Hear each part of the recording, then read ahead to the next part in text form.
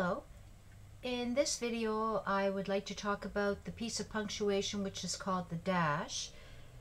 The dash is used to show a break or an interruption in thought, and you use it in between parts of sentences.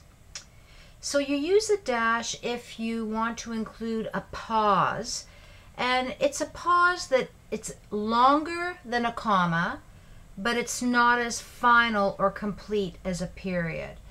And we use dashes more for effect. If you want to stress something, you want to leave the reader with a certain effect, you would use the dash. Now when you're typing a dash,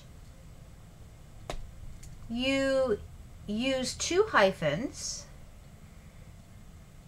and you don't leave any spaces either before or after the dash.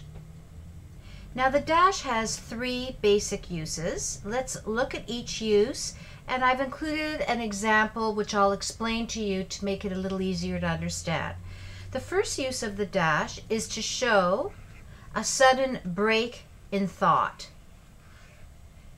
Example, I think, no, I'm certain that I am correct this time. So you've got your dash, because it's a break in what you're trying to say. Your sentence still makes sense even if you were to take out the words in between the dashes. I think that I am correct this time. So here is your break in thought. Another example is her new suit, red and black, drew a lot of attention. So you're drawing attention to the fact that her suit has colors that really stand out. So red and black would be in between the two dashes.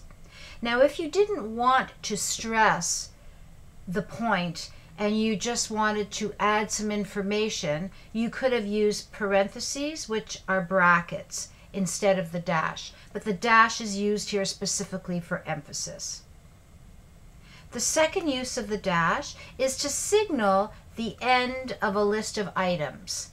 Let's look at this example. Paintings, furniture, lamps, and books all were sold at the garage sale.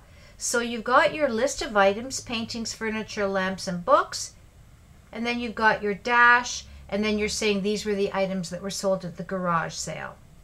And finally, the third use of the dash is for an afterthought. You think of an idea that you want to add on after, and it also can be a dramatic thought.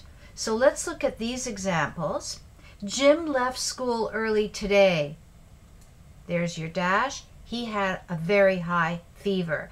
So not only is this an afterthought, he had a very high fever, but you're also using drama here to state why he had to leave school early. And in the next example, history, English, math, and science, there's your dash.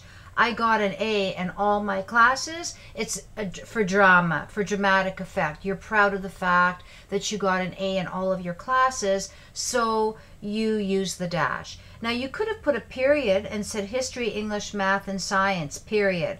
I got all A's in my classes, or I got an A in all of my classes, but it has more effect when you use the dash as opposed to the period.